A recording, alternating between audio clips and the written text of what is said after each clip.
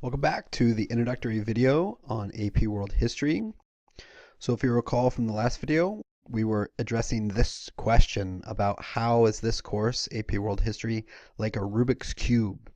And we said that in order to understand the immense amount of content in this course, you have to start breaking it down and organizing it. And so we said one way we can organize it is into the 6 time periods that the College Board organizes this course into.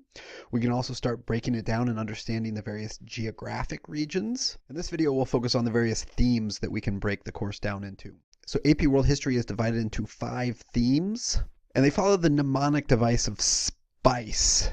So S stands for social, the developments and transformation of social structures. P stands for political, state building, expansion, and conflict. I stands for human interaction with their environment. C, culture, so development and interaction of cultures. E stands for economic, so the creation, expansion, and interaction of economic systems. And so we will be breaking down and understanding these various terms and all of their complexities. So we'll start with social. Whenever we're describing the social characteristics, for example, of a society, we're really talking about their various social and economic classes. So the hierarchies of power and wealth. And usually we'll use a pyramid to display this, right? Because the people on top tend to be the smallest number of people, but they have the greatest amount of wealth and power, and then in descending hierarchy from there. And so we'll go extensively into who makes up these various socioeconomic classes in each society, and what are some of the similarities and differences between various societies and the hierarchies in which they have created. We'll talk about gender roles and relations, and the way in which patriarchy has shaped world history and impacted the role of women in society. We'll talk about family and kinship patterns and how societies have created various roles among family members. We'll talk about racial and ethnic constructions. So we are 99.9% biologically the same. That 1% of biological difference has been exploited and used by various people in order to create racial divisions among us. And so we'll talk about those various racial and ethnic constructions and the impact that has had in terms of the allocation of power. The P stands for political. So we'll focus on the formation of states, civilizations, empires, the various forms of government that they've chosen, monarchy being the most prevalent, but also increasingly democracy. We'll talk about nations and nationalism, the way in which states are unified through a common language, for example, or a common religion or a common culture. The term nationalism is oftentimes about the sense of pride you feel. Many people think this is an image from Nazi Germany, but in actuality, this is the way in which we used to pledge allegiance in the United States. Hitler made everything uncool.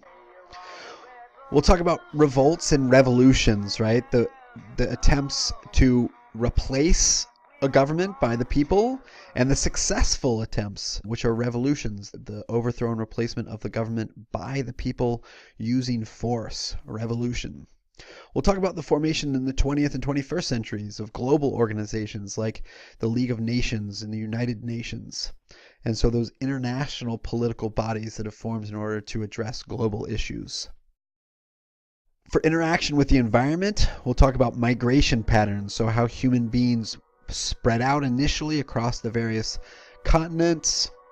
We'll talk about geographic impact. So for example, the role that the allocation of various domesticated plants and animals had for the way in which societies and civilizations evolved on different continents. We'll talk about disease and demography. So demography means the study of human population.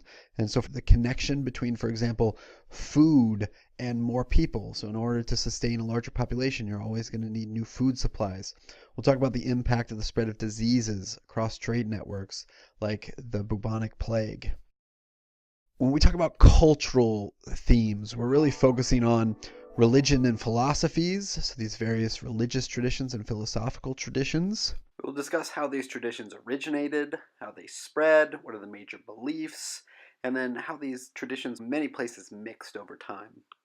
We'll focus on science and technology, so development of various technological innovations and how those innovations then impacted humans' ability to overcome various geographic obstacles within their world.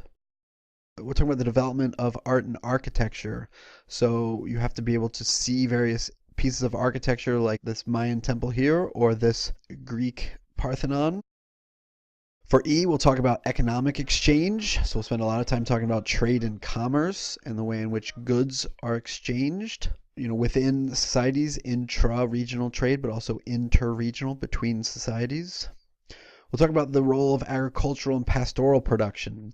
So with the formation of the Neolithic Revolution, the impact that those various economies had on societies. Pastoralist being a form of agriculture, but without domesticated plants, just focusing mostly on the domesticated animal side. We'll talk about labor systems, right? Nobody likes to do their own work. And so throughout time, societies have created systems of labor in order to produce work and oftentimes wealth for the concentrated people at the top. So the most common one in world history being slavery, but we'll talk about other forms of coerced labor. And then the impact the Industrial Revolution had in period 5, the impact of industrialization and how that has changed both the volume and spread of goods and technology. And then capitalism and socialism, these economic ideologies that emerged by both Adam Smith, the founder of capitalism, Karl Marx, the founder of socialism, communism. So that's the third way that we can really break down AP World History content, is into these various themes. So we have, again, our time periods, 6 time periods. We have our different geographic regions. We have our 5 spice themes. But you may be a master of all of this and still not be able to solve the Rubik's Cube, right? To be able to solve the problem. And so I know that I want to get all the blue ones on one side and organize all the yellow ones on another side. But ultimately, it requires some skills. And so one of the things that this course will help you do, hopefully, is to develop these 4 historical thinking skills. And these will be necessary for you to answer the 4 short answer questions on the AP test, the 1 long essay question, or the LEQ on the test, and the DBQ, the document-based question on the test. So what are these 4 historical thinking skills? First, you have to be able to analyze historical sources. So let's take, for example, this source. And again, this is not intended to be political at all, but we're just analyzing this from the perspective of a source. So this is a tweet by President Trump. It says, President Obama will go down as perhaps the worst president in the history of the United States. This was written on August 2nd, 2016, which is in the middle of the election. What do we know about President Trump in terms of maybe his gender, his age, his ethnicity, his political ideology, and how that may have contributed to what he wrote in this particular tweet? So who is the author is a critical question you need to answer whenever you're analyzing a source. What is its purpose? Why was this tweet created? Why does he choose to use Twitter as a platform and make statements such as this one? What is the purpose? Third, who is the intended audience here? Who are Donald J. Trump's Twitter followers? Who are these 60,000 people that like this and the 22,000 that retweeted this? Why does Trump say this particular thing given the audience that he knows he is delivering this message to? And then finally, what is the time period?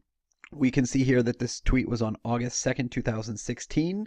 Now, what if I told you that that same day that President Obama gave an interview in which he said that Trump was unfit for the presidency? So this is when, again, he was running for the presidency. And so knowing the time period of the historical context is really important for explaining why certain people say the things that they choose to say. Now, if we can identify the author, the purpose, the audience, and the time period, each of those things may have some bearing upon the reliability of the document, its historical truth value. Is this statement historically true or accurate, given who the author is, what the purpose is, who the intended audience is, and what the time period is? All of those things can have some bearing upon the reliability of the document. And so that's what we do. We take these documents apart and analyze them. And so we'll be utilizing this historical thinking skill, especially when it comes to DBQs, because you're given the source of the document and then you have to explain why the content of the document can be understood in the context of what you know about that source. So comparison is another historical thinking skill. So it's analyzing the similarities and differences. And this is something that our brain does pretty intuitively. So, for example, what are the similarities and differences between students at City High and West High? Right? These are the kinds of things that again, our brain does pretty intuitively. I think this is the easiest historical thinking skill. But what we have to do then is to take those same skills and apply them in a much more complex type of question. So, for example, analyze the similarities and differences between the role of the state in Japan's economic development and the role of the state in the economic development of one of the following during the late 19th and early 20th centuries: China, the Ottoman Empire, or Russia. Right? When I first read that question, I oftentimes react very similar to my daughter. Oh shoot. Oh shoot. Oh shoot. Oh shoot. Oh shoot. Oh shoot. Oh shoot. Now, the one thing you can't do on the AP test is just sit there and spin your wheels and say, oh shoot, oh shoot, oh shoot. You have to have a game plan, and I guarantee you if you take this course, you will have a game plan for breaking down comparative questions like this one, analyzing similarities and differences. Now, the next type of historical thinking skill that we need is the causation. So you need to be able to analyze causes and effects. So, for example, what caused you to take this course, AP World History, and not take World History for tomorrow? Was it the size of the textbook? Hopefully it's the opportunity to spend a little bit more time thinking critically about world history. And so hopefully that ultimately will be an effect. You'll walk away with a deeper understanding of our world today as a result of your immersion in all of this historical context. So we see, for example, a type of causation prompt. Analyze the causes and effects of the trans-Saharan trade on the cultural and political development of West Africa between 600 and 1450 CE. So you have to identify the causes and then think about the effects. So continuity and change over time, CCOT. This is probably the least intuitive and most difficult for students who are coming in contact with it for the first time.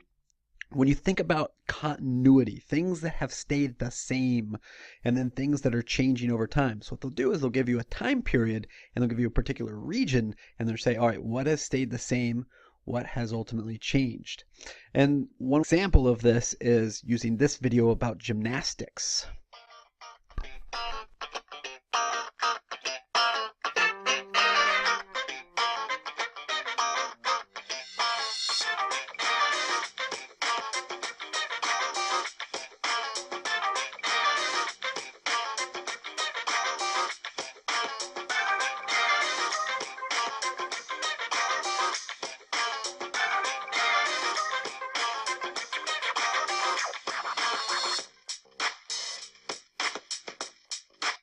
So if you had to make a claim after watching that video about what stayed the same and what's changed in gymnastics from the 1960s to 2016, maybe hopefully one of the things you noticed that stayed the same is the events that they're participating in, right? They do the floor exercise and the pommel horse, the uneven bars and the balance beam. Another similarity may be the type of dress that women wear. One of the things that's changed, obviously, is the technical complexity of the different elements in gymnastics that these women are performing. The routines have become far more difficult and far more complex as time has passed. So you have to analyze both the changes and the things that remain the same over time in a CCOT question. So, for example, analyze the continuities and changes in nationalist ideology and practice in one of the following regions from the First World War to the present: the Middle East, Southeast Asia, Sub-Saharan Africa. So you see how that really combines all the different aspects of the Rubik's Cube, right? We have our spice theme, nationalism, so that's really political, state building. And then we have our time period, right? Period 6, World War I to the present. And then we have our geographic region, one of the three that you choose here. And so it's really your job then to manipulate that Rubik's Cube using your historical thinking skills in order to ensure that you're giving a complete and relevant and thoughtful answer to that question. So the big question after watching these two videos that you should be able to answer: how is this course WAP like a Rubik's Cube? So welcome. I'm looking forward to having you this year, and thanks for watching. E stands for economic, so the creation, expansion, and interaction of economic systems. And so we will be breaking down and understanding these various terms and all of their complexities. So we'll start with social. Whenever we're describing the social characteristics of AP World History like a Rubik's Cube, And we said that in order to understand the immense amount of content in this course, you have to start breaking it down and organizing it. And so we said one way we can organize it is into the 6 time periods that the College Board organizes this course into. The developments and transformation of social structures. P stands for political, state building, expansion, and conflict. I stands for human interaction with their environment. C, culture, so development and interaction of cultures.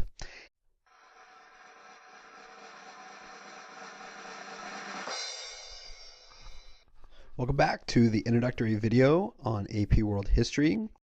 So if you recall from the last video, we were addressing this question about how is this course. We can also start breaking it down and understanding the various geographic regions. In this video, we'll focus on the various themes that we can break the course down into. So AP World History is divided into 5 themes, and they follow the mnemonic device of SPICE.